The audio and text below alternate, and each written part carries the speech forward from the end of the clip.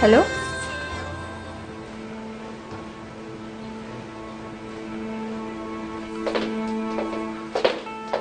Tito Alfred.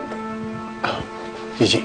Si nanay po kasi, nag-away na naman sila ni Kuya. Umiiyak po sa baba. Ano? Sige, bababa na ako. Thank you po.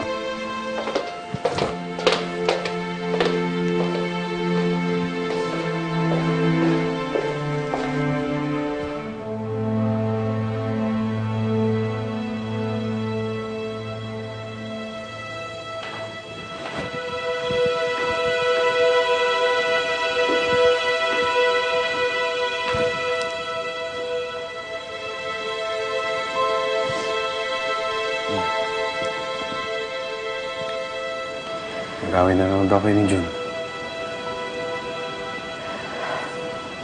Hindi na naman kasi ni Jun si Rachel eh. Wala na siyang pakialam sa sarili niyang ina. I'm sure nahihirapan lang siya sa sitwasyon. Laura, intindi mo na lang.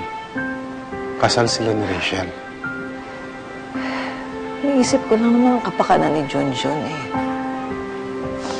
Ayoko na siyang masaktan pa. Pero ewan ko ba kung bakit parang ako pa yung nagmumukhang kontrabida dito. Nawala na nga si Sito sa akin eh. Ngayon pati si Junjun na wala pa. Huwag ka mag-alala. Hindi naman kayo ni Gigi para sa'yo eh. Huh? I have an idea. Ba't hindi tayo mag-dinner out tonight? Tayong dalawa lang. Para kahit pa paano makalimutan mo yung mga problema. What do you think? Is that okay? But before anything else, I have to go to the office, ha? Ano kung kailangan daanan? I'll just meet you there. Patid ka na sa driver. Okay?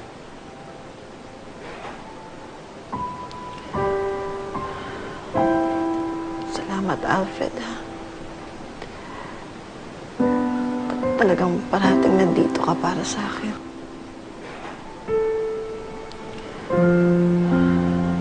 That's okay. I'm always here for you.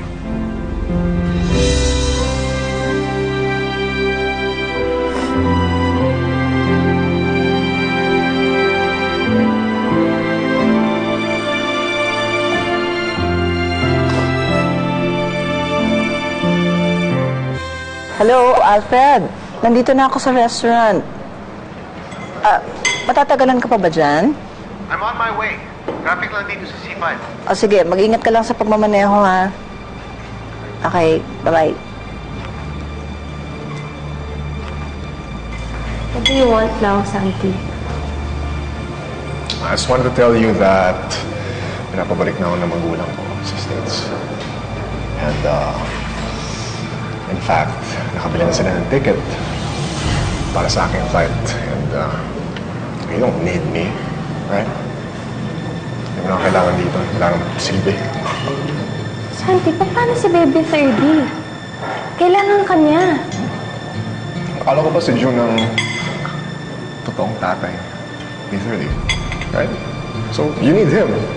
You don't need me. Pero syempre, Santi, ikaw yung biological father niya. Ikaw yung kamatch niya ng bone marrow. Ikaw lang makakatulong sa kanya. Rachel, alam mo naman, there's only one thing that would make me change my mind. Santi, alam mo, hindi ko kayang ibigay yan sa'yo.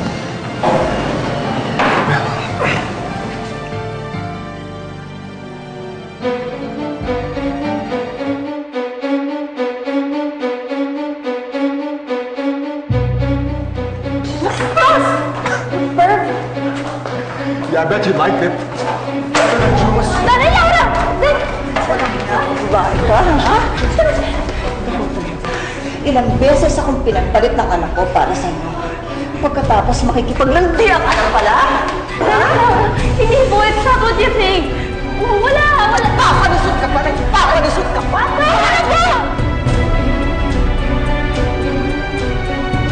Huling-huli ka na! Pagkakita mo? Ano? Nagpapaka sa nanay mo? Ha? Sa malalagin? Tama! Tama! Ano sinasaktan si Rachel? Paano kasi kumalangtot na babae ito nakikipaghalikan? Ikaw talaga? Tama na!